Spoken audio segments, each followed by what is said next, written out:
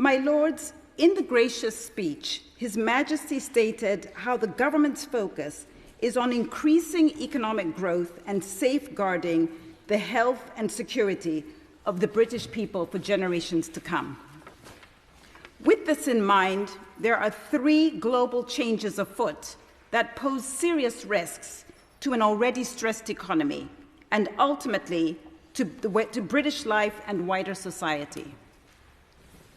With the confluence of these global factors comes a question of how well equipped government is to overcome them. First is the energy transition.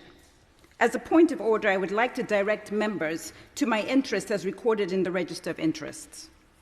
Ahead of the upcoming COP28 meetings, it is worth remembering that globally we are consuming the equivalent of over 100 million barrels of oil every single day, with fossil fuels still representing roughly 80% of the energy supply stack. The International Energy Agency estimates that the energy transition could require $5 trillion of investment every year if we are to achieve net zero by 2050. This is nearly double the projected $2.8 trillion of investment in clean energy prescribed for this year.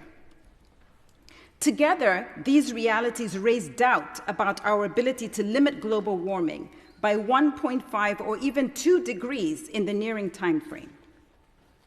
More crucially, what appears to be an energy crisis only is at least also an economic and national security challenge. The second global risk is artificial intelligence, including generative AI. AI is more than just a technology issue. It has far-reaching implications for the economy, with the prospect of productivity gains and boosting economic growth, although how and when this may occur exposes the economy to vulnerabilities.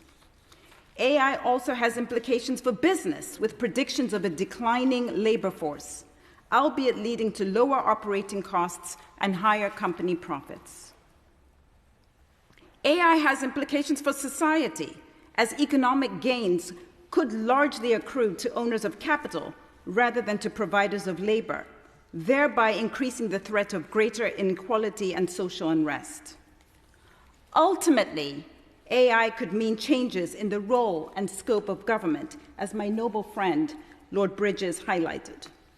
At a minimum, facing a rising jobless underclass, the state will have to confront more assertively at least 2 big policy areas: taxation and welfare. And of course, governments are alert to the changing calculus that AI brings to the actions and behaviors of rogue states. Third, there is the global risk of widening and worsening geopolitical fissures, as well as the reconstitution of the world map. Both of these complicate the energy transition and the impact of artificial intelligence. My noble lords will not have failed to notice that BRICS nations, led by Brazil, Russia, India, China, and South Africa, are expanding to 11 emerging countries. From January 2024, the group will be home to over 40% of the world's population, and this will represent 36% of world GDP. This group will have the potential to open and alter the world's trading corridors, supply chains, and direction of investment. Meanwhile, the so-called swing states, including Turkey, Saudi Arabia, and other Gulf Cooperation Council countries, are already altering the movement and pricing of key commodities such as foodstuffs and critical minerals upon which the energy transition relies. The widening schism between developed and developing nations is frustrating the progress on the energy transition through COP negotiations. Furthermore, it is entrenching the technological splinternet that pits China and other state actors against the West in the race for technological superiority. My noble lords, it seems to me that we are presently under-equipped to mitigate and address these multifaceted risks. Thus, we require a serious review of the way this government and this chamber confront Britain's threats as they rapidly change militarily, technologically, and economically.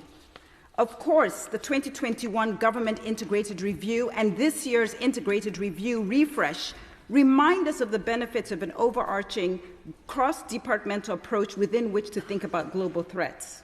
However, we must be open to reassessing the vulnerabilities of the more siloed lead department model that governs our civil service and our own ability in this chamber to gauge the intricate and emerging global threats.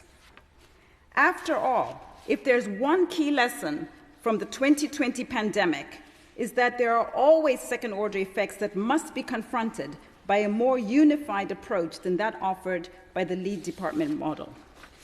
To put it plainly, what was, in the moment, seen as just a health crisis has had tentacles that span the economy, education, and civic life in ways that we now know could inflict irreparable damage to future generations. In a similar vein, the threats targeting the United Kingdom today warrant a more comprehensive and coalesced analysis, assessment, and response if we are to adequately avert them. Yeah.